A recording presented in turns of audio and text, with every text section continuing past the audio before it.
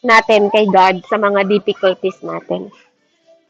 So, purihin po ang Diyos. Tayo po'y manalangin. Hallelujah. Panginoong Diyos, Diyos na makapangyarihan sa lahat, Diyos na banal, Diyos na pinagpala, Diyos na mabuti, at Diyos na mapagmahal.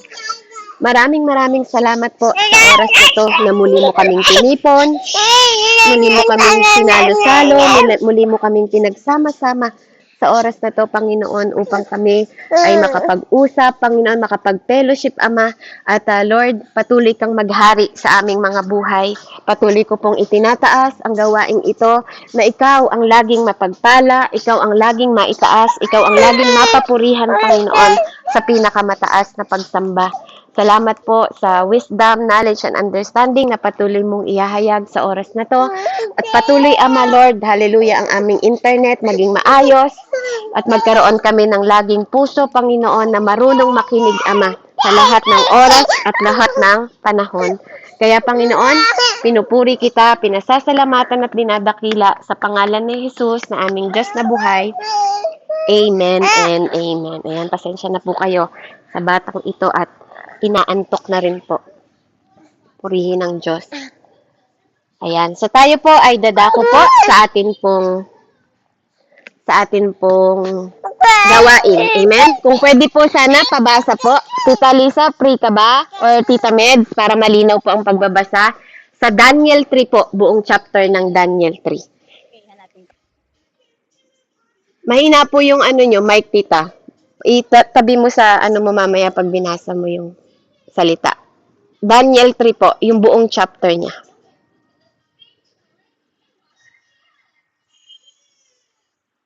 Hanggang 30 po.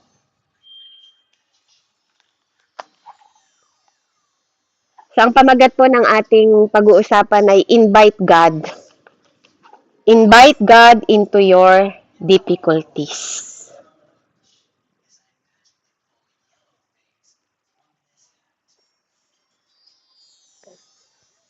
Daniel 3 po. Nakita niyo po? Sis, ako po ba? Kung sino pong available, Tita. Ay, akong mauna si Sis Med, sige. Pero hahanapin ko pa. Sige po, Daniel 3. Buong Daniel 3 po. Opo. Sige po. Anak na ano yan, wait. Sige po. Sabi po dito, wait lang po. Parang upuan.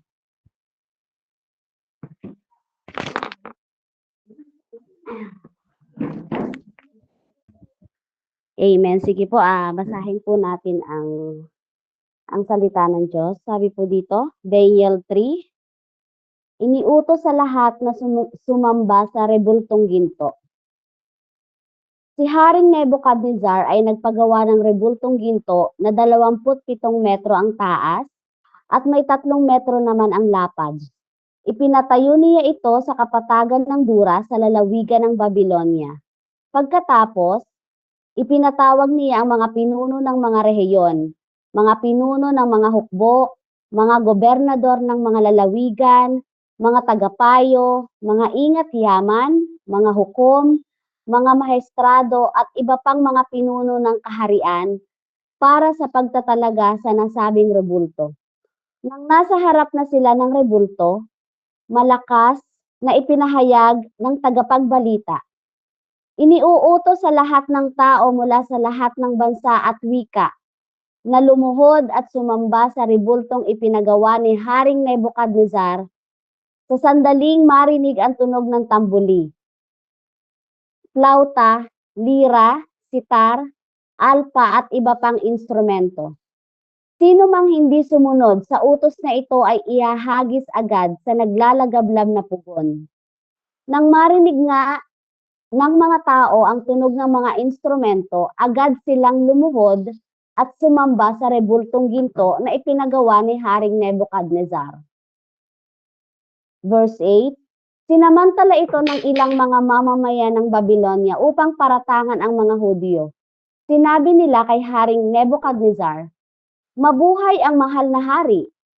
Iniutos po ninyo na lumuhod at sumamba sa inyong rebultong ginto ang sino mang makarinig sa tugtog ng mga instrumento. At sino mang hindi sumunod ay ihahagis sa naglalagablab na pugon. Hindi po sumusunod sa utos ninyo sina Shadrach, Meshach at Abednego. Ang mga Hudyong inilagay ninyo bilang mga tagapamahala sa Babylonia. Hindi po sila naglilingkod sa inyong Diyos ni sumasamba sa ipinagawa ninyong rebultong ginto. Nagalit si Haring Nebukadnezar nang marinig ito at ipinatawag niya ang tatlong lalaki. Sinabi niya, Shadrach, Meshach at Abednego, totoo bang hindi kayo naglilingkod sa aking mga Diyos na sumasamba sa rebultong ginto na aking ipinagawa? Iniuutos ko sa inyong lumuhod kayo at sumamba sa ipinagawa kong rebulto sa sandaling marinig ninyo ang tunog ng mga instrumento. Kung hindi, ipahahagis ko kayo sa mga naglalagablab na pugon. Sa palagay ba ninyo may Diyos na makakapagligtas sa inyo mula sa aking kapangyarihan? Sinabi ni na Shadrach, Meshach at Abednego, Mahal na Haring Nebukadnezar, wala po kaming masasabi tungkol sa bagay na ito. Gawin ninyo kung iyan ang gusto ninyo. Ang Diyos na aming pinaglilingkuran ang magliligtas sa amin sa naglalagablab na pugon at mula sa inyong kapangyarihan. Kung hindi man niya kami iligtas, hindi pa rin kami maglilingkod sa inyong mga Diyos ni sasamba sa rebultong ginto na ipinagawa ninyo. Verse 19, Namula ang mukha ni Haring Nebukadnezar sa tindi ng galit kina Shadrach, Meshach at Abednego. Kaya iniutos niyang painitin pa ng 7 ulit ang pugon. Inutusan din niya ang ilan sa mga pinakamalakas niyang kawal na gapusin sina Shadrach, Meshach at Abednego at ihagi sa naglalagablab na pugon. Ginapos nga sila ng hindi na inalis ang damit, ang panloob at panlabas, turbante at iba pang nakasuot sa kanila at inihagi sila sa naglalagablab na apoy. Dahil sa mahigpitang utos ng hari na patindihin ang init ng pugon, lumabas ang apoy kaya nasunog at namatay ang mga kawan na nagdala kina Shadrach, Meshach at Abednego. Samantala, nakagapos pa rin na bumagsak sa naglalagablab na apoy ang 3 kabataan. Nagtaka at biglang napatindig si Haring Nebukadnezar at itinanong sa kanyang mga tagapayo, Hindi ba't 3 lamang ang inihagis sa apoy? Opo, kamahalan, sagot nila. Bakit 4 ang nakikita kong walang gapos at naglalakad sa gitna ng apoy nang hindi nasusunog? At ang tingin ko sa ika-4 ay parang anak ng mga Diyos. Verse 26. Lumapit si Haring Nebukadnezar sa may bunganga ng pugon. Sinabi niya, lumabas kayo riyan at hali kayo rito. Shadrach, Meshach at Abednego, mga lingkod ng kataas-taasang Diyos. Lumabas nga silang 3 mula sa pugon at lumapit sa kanila ang lahat ng mga pinuno ng kaharian. Tiningnan silang mabuti ng mga ito, ngunit wala man lamang nakitang bakas ng apoy sa katawan ng 3. Hindi nasunog ni bahagyaman ang kanilang buhok at ang kanilang kasuotan. Hindi rin sila nag-amoy usok. Dahil dito sinabi ng hari, Purihin ang Diyos ni Shadrach, Meshach at Abednego. Isinugo niya ang kanyang anghel upang iligtas ang mga lingkod niyang ito na ganap na sumampalataya sa kanya. Hindi sinunod ng mga ito ang aking utos. Ginusto pa nilang sila'y ihagi sa apoy kaysa sumamba sa Diyos-Diyosan. Kaya ipinag-uutos ko, sino man mula sa alinmang lahi, bansa, o wika na magsasalita laban sa Diyos ni Shadrach, Meshach at Abednego ay papatayin at ang kanilang bahay ay wawasakin. Walang ibang Diyos na makakapagligtas sa tao tulad ng ginawa ng kanilang Diyos. At sina Shadrach, Meshach at Abednego ay itinaas niya sa tungkulin sa lalawigan ng Babylonia. Amen. Glory to God po. Amen. Purihin po ang Panginoon. Hallelujah. Ayan, so napakaganda po ng kwento, ano po, na naranasan po ng isang mga lingkod. At ito pong mga tao na to, they are teenager, mga bata sila talaga na disciple po ni Daniel. So dito po sa pinag-aaralan natin ngayon, gusto pong iparating sa atin ng Panginoon na i-invite natin ang Panginoon sa lahat ng mga difficulties natin. Karamihan po sa atin, sa oras na tayo ay humaharap sa mga pagsubok, ano po, madalas nagdadasal tayo sa Panginoon na tanggalin tayo sa challenges na yon, 'di ba? Tanggalin mo ako sa trouble na 'to, Panginoon, 'di ba? Tanggalin mo ako sa trabaho na 'to, tanggalin mo ako sa ano na 'to, sa financial, 'di ba? Sa financial na problema na ito, 'di ba po? Ganun yung ating mga panalangin para magkaroon tayo ng ng tanggalin mo ako sa sakit na to, o Diyos, 'di ba po? Ganun, which is hindi po 'yan masama. Wala pong masama doon kasi kilala natin ang Panginoon na siya ay dakila nating manggagamot. At siya rin ang provision natin, siya ang Diyos na nagpapala, nagpapayaman at nagpapahirap.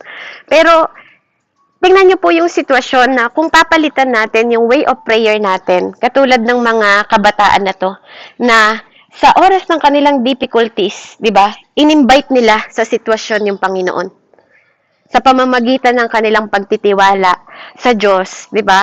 Na hindi nila sinabi na, God, tanggalin mo kami sa apoy na to. Di ba? Alisin mo kami sa apoy na to. Or, Panginoon, wag mong hayaan na itapon kami. Yung pagtitiwala na pinagkaloob nila, binigay nila sa Panginoon.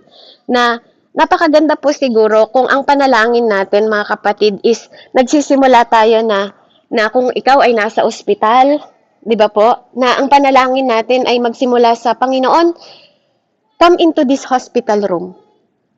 Habang nandito ako, na ginagamot nila. Di ba? Yung, alam niyo po, yung nag-iiba yung way na, Lord, come into my trouble. Samahan mo ko sa trouble na to, sa harap ng mga tao na to na nagiging unfair sa akin bilang iyong lingkod. Amen? Lord, come. Di ba? Come into my, may financial, 'di ba, na problema. 'Di ba po, ang sarap lang pakinggan na ini-invite natin hindi lang hindi lang para po makalabas tayo dun sa gawain na dun, kundi makasama natin ang Panginoon ano man ang pinagdadaanan natin. Na yung favor po na binibigay sa atin na imbis na ma-push natin yung sarili natin na maging down tayo, i-push natin yung sarili natin na kasama ang Panginoon sa bawat pagsubok po na pinagdadaanan natin. Na andun siya na magbibigay ng strength sa atin, kahit hindi natin mapaliwanag yung lakas na nararanasan natin, nandun siya na magbibigay ng grace sa atin para mag-last, 'di ba? Para mag-outlast yung mga bagay na parang hindi na matapos-tapos sa ating buhay, na walang katapusan. Kaya napakahalaga po na kung tayo lang ay magpo-focus po sa kung anong kayang ibigay ng Panginoon sa buhay natin. Na hindi tayo magkaroon ng frustration kasi alam natin na ang Diyos po, hindi siya gagawa ng bagay sa timetable na nilagay niya sa iyo at sa akin o nilagay niya sa bahagi ng kwento mo at kwento ko na hindi siya mag-iisip at wala siyang gagawin. So, kapag nag-aas tayo sa Panginoon, mga kapatid, pag nag-aas tayo na Lord, come in, di ba? Kapag tinatawag natin siya sa panaginip, sa panalangin po natin, magkakaroon tayo ng kapahingahan. Amen? Yung ini-invite natin yung Panginoon na alam natin na we are in the right place sa Kanya. Nasa right hand tayo na na bawat step natin at alam natin na walang makakapag-isnat sa atin sa kanyang mga kamay. Amen? At ito pong kwento na to ay isang patotoo lang na sa lahat ng laban natin o sa buhay natin, na nabubuhay tayo, punong-puno tayo ng frustration, hindi tayo makatulog sa gabi, kakaisip po sa mga problema, o mga tao na against sa atin. Amen? So, dito makikita natin kung paano po tayo magpo-focus. Diba? Hindi lang kung paano makalabas sa sitwasyon ng darkness o ng mga trouble natin. O bagkus, diba po, yung inaantay natin yung Diyos na makasama natin siya sa lahat ng ating pinagdadaanan. Kaya kapag tayo po ay nagsasabi na, Lord, come in, para mong sinasabi na, na ang Panginoon po, ang tunay, 'di ba? Pinagkakatiwalaan mo siya na, Lord, alam ko na nilagay mo ako dito sa sitwasyon na 'to.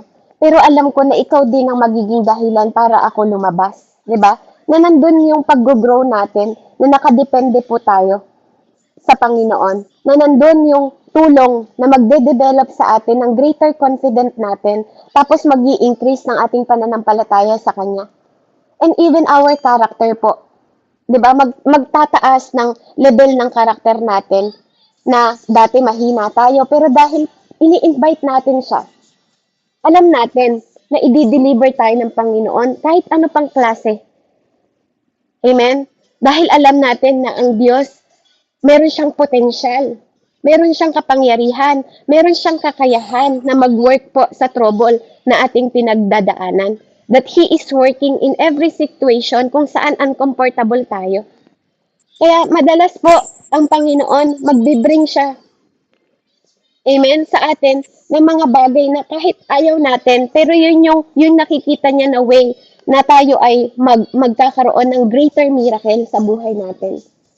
And even sa mga minsan, 'di ba, yung kaaway natin na bumubulong sa atin na ang Diyos hindi ka tutulungan ng Panginoon. Hindi niya naririnig yung panalangin mo. 'Di ba? Walang magbabago sa iyo, walang magbabago sa sitwasyon mo. But alam natin ang katotohanan that God is sinet tayo, 'di ba? Para i-show niya yung kanyang sarili. Amen?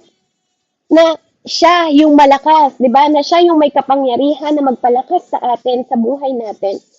Kaya kapag binring tayo ng Panginoon sa bawat sitwasyon, i-invite natin ng Panginoon kasi we cannot deny that God is able po na bigyan tayo ng favor sa ating buhay. 'Di ba?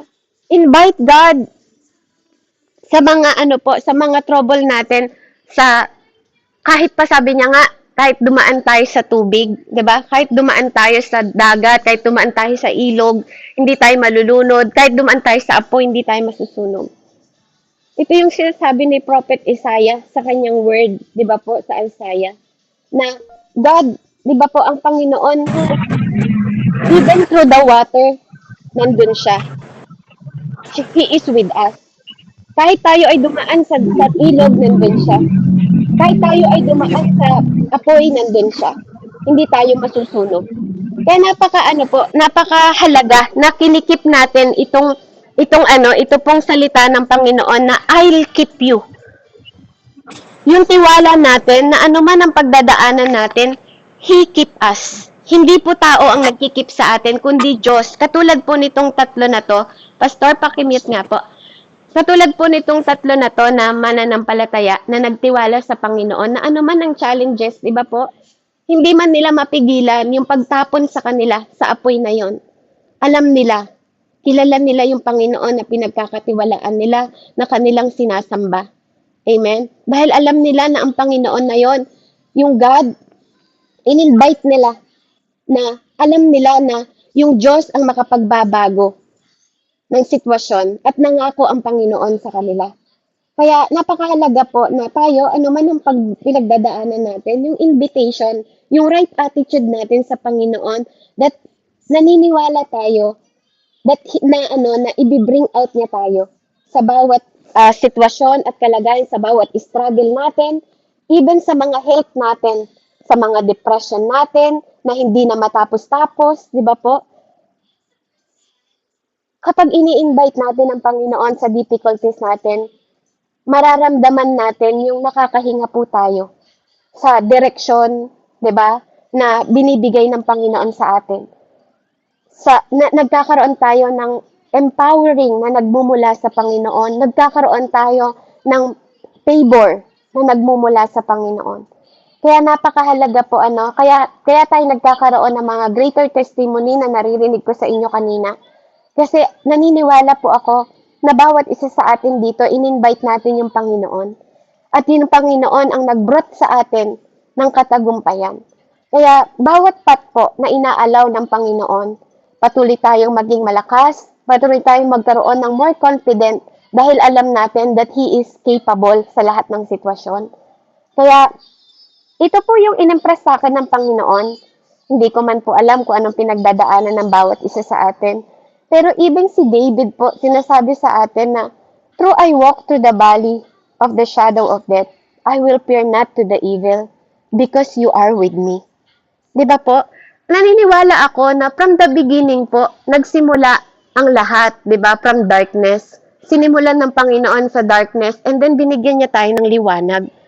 Kasi hindi natin makikita yung kahalagahan ng buhay natin kung wala tayong nakikitang liwanag na hindi tayo tinatanggal ng Panginoon doon sa bawat midst ng storm, 'di ba po? Even nga sa kulungan, 'di ba, sila Paul at Silas pinakita ng Panginoon yung in the middle of their difficulties, 'di ba po? Umaawit sila ng praises sa loob ng prison. Kaya hindi man natin ma-explain yung mga bagay kung saan tayo nililigtas ng trouble ng Panginoon. But still, God is working out. Even yung time natin ngayon. Na po, hanggang ngayon, nag-work out ang Panginoon sa bawat buhay natin. Kaya may mga patotoo po tayo talaga na, alam nyo, minsan yung miracle, wag nating hanapan ng explanation. Kasi you cannot call it miracle kapag na-explain natin yung lahat ng bagay. Kaya dito, tinuturuan po tayo na wag tayong matakot. Huwag tayong matakot. Kasi alam natin na through the valley at anumang klase po ng mga pagsubok, naiintindihan natin yung principle na i-invite ang Panginoon sa ating trouble. Amen? Kaya, naano po ako, even alam nyo nung nagkasala si David, si Adan, amen, sa Panginoon, tsaka si Eva. Diba, inaantay sila ng Panginoon, bumaba pa si Lord, alam ni Lord, na alam naman niya yung nangyari, pero andun pa rin yung conversation niya kay Adan po. 'Di ba? Na Adan, nasan ka? 'Di ba? Alam naman ng Panginoon. Alam niya kung ano yung sitwasyon natin, alam niya yung pinagdadaanan natin, alam niya kung paano tayo itatanggalin sa sitwasyon na 'yon. Naniniwala ba kayo na ang Panginoon na hindi niya alam na magkakasala si Eva at Adan? Naniniwala ba kayo na solusyon ng Panginoon si Jesus Christ bago pa in the beginning of the world? Do you think ganon ang mindset ng Panginoon? Do you think hindi niya alam na magkakasala tong mga tao na to? Do you think hindi niya alam na iaalay niya yung kanyang bugtong na anak? Alam niyo po, napakahiwaga ng salita ng Panginoon. Napakahiwaga po ng pag-iisip ng Diyos. Kaya naniniwala ako na walang aksidente sa Panginoon kasi lahat ito nasa kontrol niya. Kaya lang may mga bahagi talaga na gusto din ipaunawa sa atin ng Panginoon from the beginning pa lang hanggang ngayon na New Testament na tayo under the grace of God. Na may inaantay ang Panginoon sa atin na gusto niya na while we are waiting sa mga sitwasyon natin, we are inviting God. Kaya napakabuti po na tayo ay nagpapasalamat sa Panginoon na even sa valley, 'di ba? Na hindi tayo natatakot dahil hindi tayo nagwo-worry kasi alam natin na kinokontrol niya ang lahat ng mga bagay. Hindi man natin nakikita, amen? Hindi man natin alam. But instead na tanggalin tayo sa valley na 'yon o alisin tayo sa apoy na 'yon, o alisin tayo sa trouble na yon, let's start pray. Diba? Magsimula tayo sa panalangin na God, come in. Let me feel your presence in the fire. Diba? Na kahit itapon nila ako sa fire, katulad nung tatlong mga, na yon, si Shadrach, Medrak, at Abednego. Diba? Na kahit itapon sila sa fire na yon, let me feel the presence in the fire. Show me. Diba? Show me your greatness in this trouble. Diba na mas great ka kaysa sa sakit na to? Mas great ka kaysa sa pagsubok na to? Mas great ka kaysa sa financial na to? Show me your presence, Lord. Mas great ka kaysa sa mga anak ko.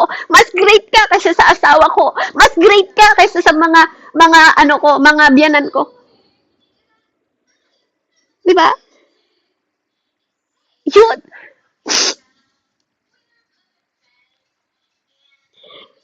tayo nagkakaroon ng kapayapaan, alam nyo ba na bago po maganap yung sa Bataan, no? Bago po magtagumpay yung gawain sa Bataan, bilang testimony po, ano?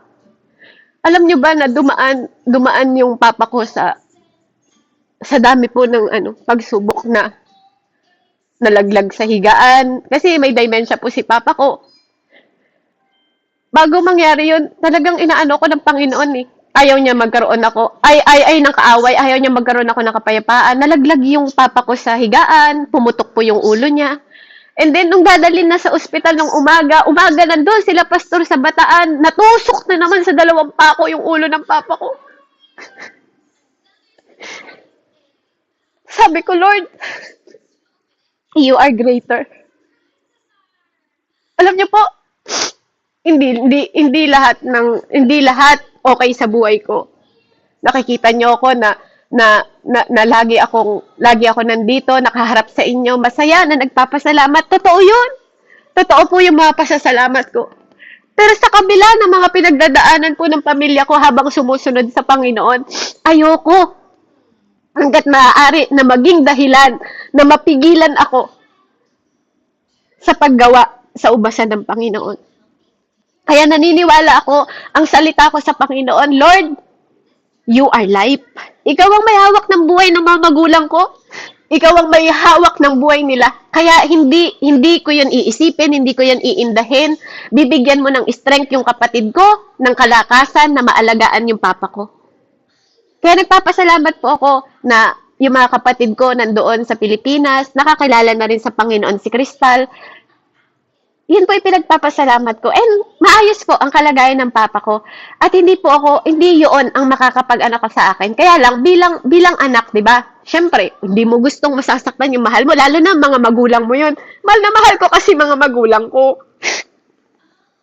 Lalo po yung papa ko, mama ko, mahal na mahal ko sila. Kaya alam ko na, alam ng paawa yung kahinaan ko, pero ayokong maging balakid yon.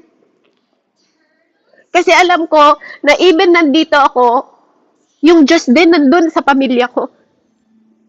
Alam ko, they are sabi ko, God, you are not limited, God. Hindi ka nalilimitahan ng sitwasyon, hindi ka nalilimitahan ng distansya.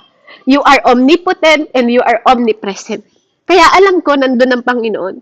Kasama nila, kasama ng mga papa ko, habang kasama ko rin siya. Ganun yung greatness ng kapangyarihan ng Panginoon. Kaya yun yung nagbibigay ng pag-asa sa akin. 'Di ba po? Sa lahat ng mga magkakaroon ako ng unconsciousness, 'di ba? Ng mga pag-aalala, yung kapayapaan ko, yung mga discouragement ko na nangyari sa kanila sa kabila ng pagsunod ko sa Panginoon, nagpapatuloy po ako. Kasi alam ko, 'di ba? Yun yung sinasabi na kilala dapat natin yung Panginoon na kahit itapon, kaya kahit yung kwento na to na kahit sila itapon. Ikaw kapatid, anong gagawin mo when you in the fire? 'Di ba? When you're in the fire na, yung kasagsagan na dinadarang tayo sa apoy kasi yun ang salita ng Panginoon, idadarang tayo sa apoy eh. 'Di ba? Masusunog yung mga hindi totoo sa atin. Masusunog yung mga bagay na hindi kalooban ng Panginoon sa buhay natin. Katulad ng tatlong Hebreo na to, na teenager, na na gusto silang pagbawin doon sa Diyos na yon para i-worship sa pamamagitan ni King Nebuchadnezzar, sa golden idol na yon. 'Di ba? Maraming bagay na pwede tayong gustong pabawin eh, 'di ba? Sa pamilya natin, sa anak natin, 'di ba? Di ba, pamilya mo din naman to, bakit mas bumabaw ka pa una sa Diyos na yan kaysa sa mga sinasabi ng anak mo, kaysa sa nangyayari sa papa mo, ba't nagpapatuloy ka pa rin sa Panginoon? Kaya, dapat mahalaga po yung priority. Alam nyo, purihin po ang Panginoon, biyaya talaga. Hindi po ako nagsasalita sa harapan nyo kasi wala akong pinagdadaanan. Hindi ako nagsasalita sa harapan ninyo kasi wala akong pagsubok na pinagdadaanan. Even sa mga pinansyal, di ba po, hindi ibig sabihin wala tayong pinagdadaanan ng mga mananampalataya. Pero pag nakikita ko yung spirito ko, pag nakikita ko yung lakas na nagmumula sa spirito, malakas ako. Pag nagmumula sa Panginoon, yung kalakasan ko, malakas ako. Hindi po kayo makakapaniwala. Pinapakita ko nga kay Ate Med, sinililinis kong bahay. Mansyon, dalawa. Everyday, mga kapatid. Pero yung lakas ko, hindi ko mapaliwanag kung saan galing. Pero hindi, sabi ko nga, kung kaya natin ipaliwanag ang lahat ng bagay, di ba? Paano tayong maniniwala na may Diyos na able at capable na ibigay sa atin? Yung lakas na yon. Kaya, dito po sa kwento na to, inspiration sa atin, sino, di ba? Sino yung sinusubok? Sino yung mga taong ginagamit sa inyo? Kasi naniniwala ako na katulad ni Jesus Christ, yung mga mahal niya sa buhay, yung ginagamit sa kanya. Yung mga malalapit sa kanya, yung nagtraidor sa kanya. Kasi naniniwala ako na kaya tayo nasasaktan sa mga tao na gumagawa sa atin na hindi maganda kasi minamahal natin sila. Sabi nga po, the deepest sacrifice is love. The deepest sacrifice is pain. Kasi sa pain na yon, doon natin nararamdaman na mahal natin yung mga tao na yun. Kaya, salamat sa Panginoon, na yung mga kwento na to, nagbibigay ng inspirasyon. Hindi sila nag-worried. Bakit po? Kasi they know our God will deliver them. Di ba po? Hindi din sila nakaramdam ng kahit konting galit doon sa hari. Di ba po? Dapat ganun din yung makita natin sa buhay natin. Kahit na may mga ginagamit na mahal sa buhay natin, di ba? Huwag tayong magalit dun sa tao na yon. Hindi sila yung kaaway natin. Di ba? Ano yung pinaka nanggigil talaga yung hari sa kanila, di ba?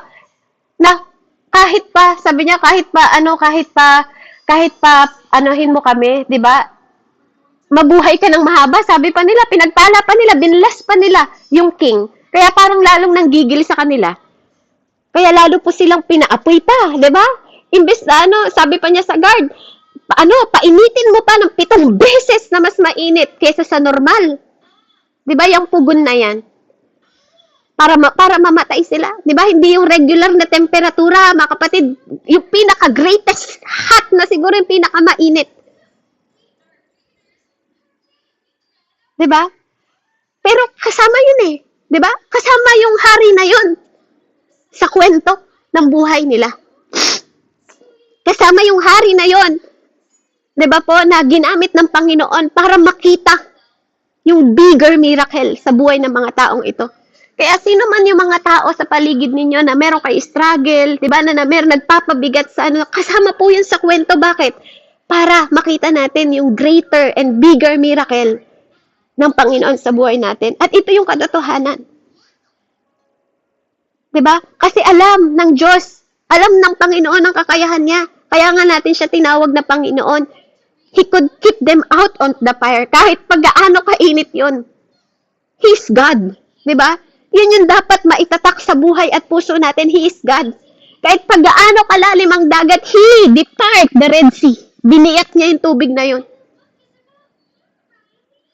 Amen? Kahit mga bulag na hindi makakita, binigyan niya ng sight. Binigyan niya ng paningin.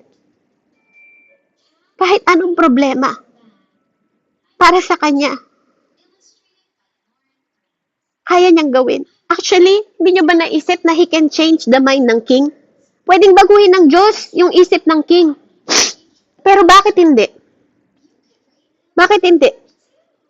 Pwede niyang patakasin, di ba? Pa-escapein na lang itong mga teenager na to. I-send niya sa ibang lugar. Pwede niyang gawan ng lindol, di ba? Bigyan niya ng lindol para mayanig itong mga tao na to. At iparanas, di ba? Iparanas sa kanila yung galit o kumulog, di ba, nung panahon na yon. Pero hindi. Hindi ginawa ng Panginoon. Kasi alam niya na kaya niyang i-deliver sa fire itong mga tao na to. At nakita nyo, marami kasing tao na nakaharap doon. Buong doon sa lalawigan na yon, kung di ako nagkakamali, Babylonian po yata yon. Doon sa lugar na yon, gustong ipakita ng Panginoon that yung fireproof, alam niyo yun, yung ipapakita ng Panginoon that I am God even sa fire. 'Di ba? Ipoproof niya sa mga tao na to na kapag ang mga tao na yon sumamba sa kanya, kaya niya na kahit sa apoy hindi kayo masusunog. Yun yung destiny natin. 'Di ba? Yun yung kapangyarihan ng Diyos na binibigay sa atin na kaya niya tayong iligtas kahit pa 7 beses o kahit gaano pa. Kainit yung apoy na pagdadaanan natin, kapatid. Yung destiny natin kapag naniwala tayo at nanampalataya tayo sa Panginoon, kayang-kaya niya. Kahit ano pang bad break, diba? Na hindi natin malagpasan sa mundong ito, God have plan for you.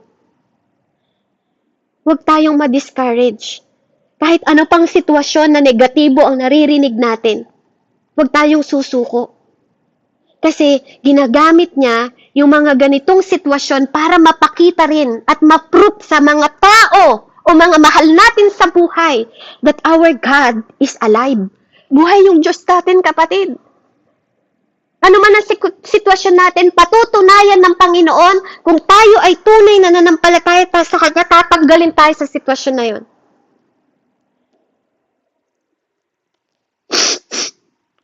Alam ng Panginoon yung kapangyarihan niya. Alam ng Panginoon yung ginagawa niya. Alam ng Panginoon na siya ay healer sa lahat ng illness, sa lahat ng sakit na pinagdadanasan natin. Maaaring hindi mo alam, pero God, He can move mountain. Di ba po? He can move lahat ng gaano mang kalaki yung big obstacle mo, sitwasyon mo, yung kino-complain mo. You don't have to be quit. You don't have to complain. Masusurprise ka na lang sa gagawin ng Panginoon habang nagtitiwala ka sa Kanya. Na yung mga tao na nasa oposisyon, maaaring mag-turn down sa'yo, mga nasa oposisyon na maaaring mag-down sa'yo, o sila yung nagpapainit ng 7 beses doon sa pugon. Maaaring sila yung mga tao na yun, mga kapatid.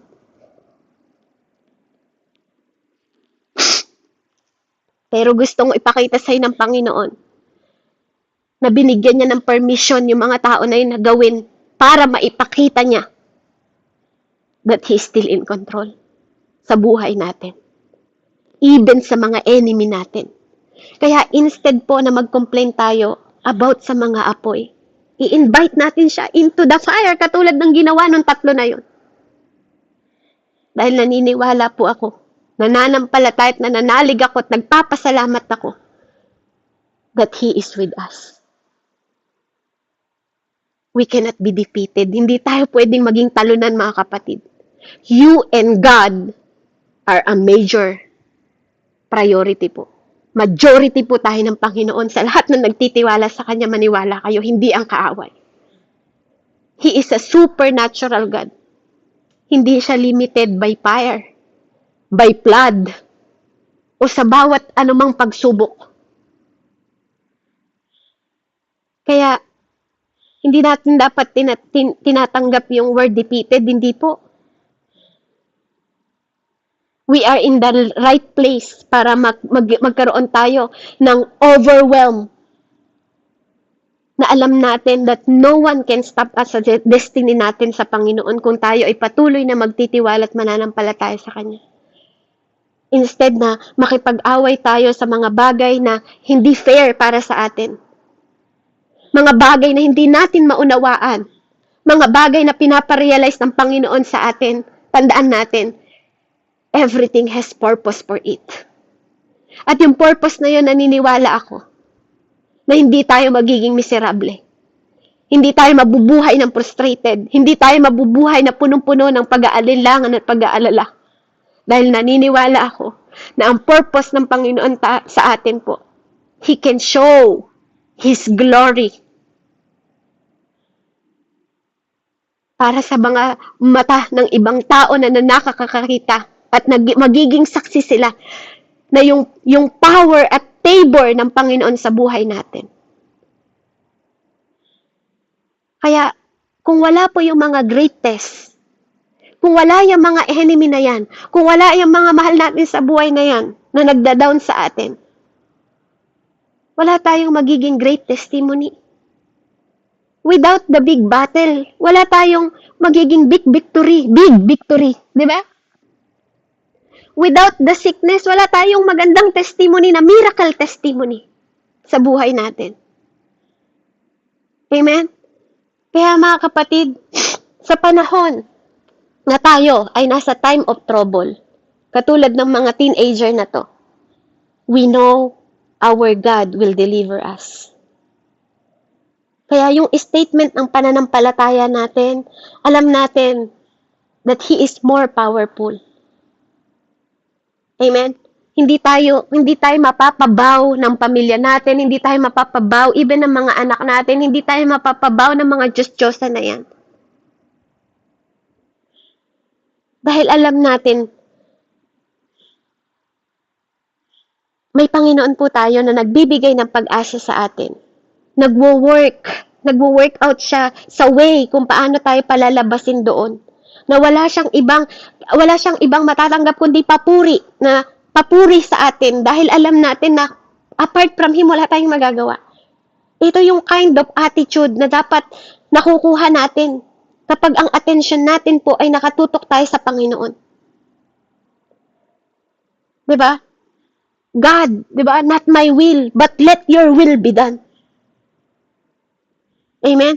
Kaya anuman po ang ilagay na kondisyon sa atin ng Panginoon, yung kondisyon ng ating pananalangin. Diba? Imbitahin po natin ang Panginoon. Yung good attitude po na, Lord, diba? Samahan mo ko sa sitwasyon na to. Samahan mo ko sa ospital na to. Samahan mo ko sa lahat ng bagay. That way po, magkakaroon tayo ng magagamit natin yung mga tao sa paligid natin na maghahasa sa atin para mag-grow up tayo, para ma-develop yung character natin, para magturo sa atin kung paano mahalin po yung mga tao na yon at maging lovable sa kanila. At maturuan din silang maging lovable. Na hindi na lang natin pinapanalangin na tanggalin tayo sa sitwasyon na yon ng Panginoon. Pero pinapanalangin natin na God, come into this situation. Help me to have good attitude. Diba? Help me to do right things when the wrong things is happening. Diba? Yun po yung powerful na prayer na naniniwala po ako na mapiplease natin ang Panginoon. Kaya purihin po ang Panginoon. Napakabuti po ng Diyos. At alam ko na naniniwala ako na bawat isa sa atin, hindi ka man dumadaan ngayon, maaaring hindi ka dumadaan sa pagsubok na to ngayon. Pero darating ang panahon na makakarating ka sa pagsubok na to. Pero God is with you. God is with your difficulties. Amen? God is with sa time ng trouble mo, He is with you. Sa time ng fire, di ba? Mga apoy sa paligid natin, God is with you. Sa baha, di ba? Sa flood, God is with you. Amen. At nananampalataya po ako doon. Kaya purihin po ang Panginoon at to God be the glory sa bawat isa sa atin. Gusto ko lang pong requestan si Nanay Andrea. Nanay, para po sa ating conclusion. Ano yung paborito mong number? 7, di ba? Can you read po Isaiah 43, 1 hanggang 7? Para po sa ating conclusion bago ko po isarado ng panalangin.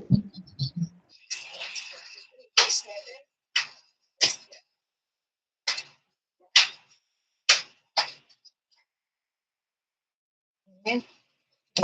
Yes.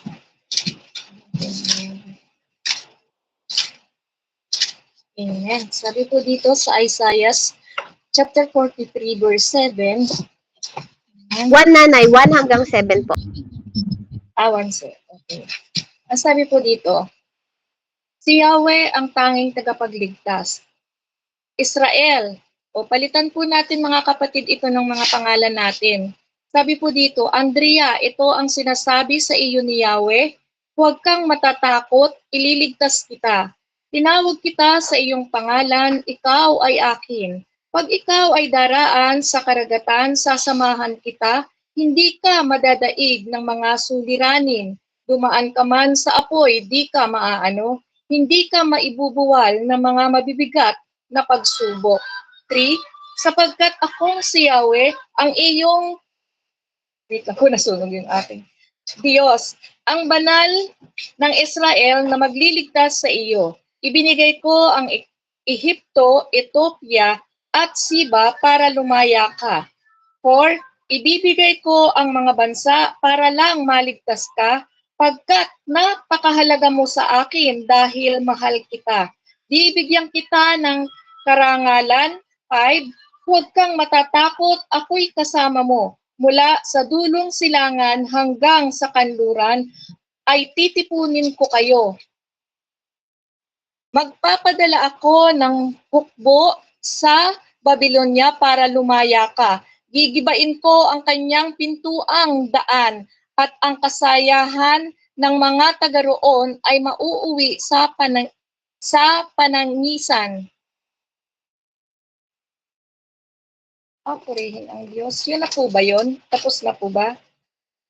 Opo, Ay, hanggang 797. Ito, wait lang po. Mali yung aking buklat. Sabi po doon, at ibabalik sa dating tahanan. Yun po yung karugtong ng verse 5.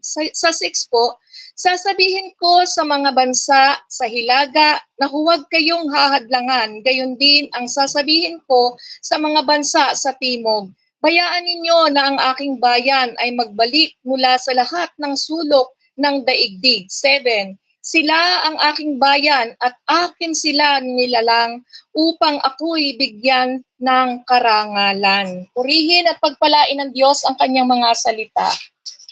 Amen. Praise the Lord. Purihin po ang Panginoon.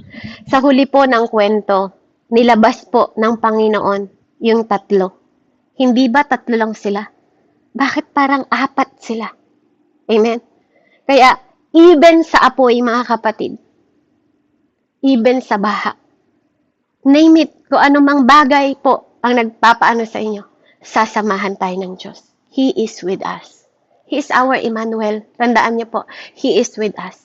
At pararangalan niya tayo sa harap ng maraming tao at patutotohanan niya na siya ay tunay at totoong Diyos at buhay sa bawat isa sa atin.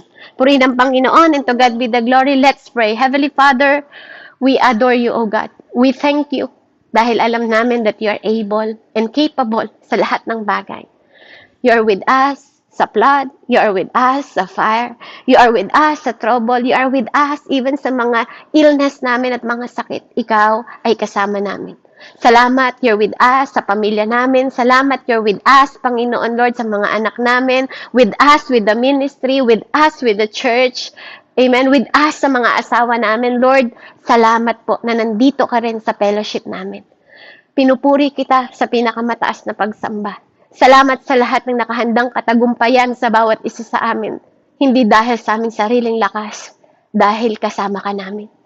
Kaya Lord, we invite you. Sa lahat ng trouble namin sa buhay namin, Lord God, tinatapakan namin.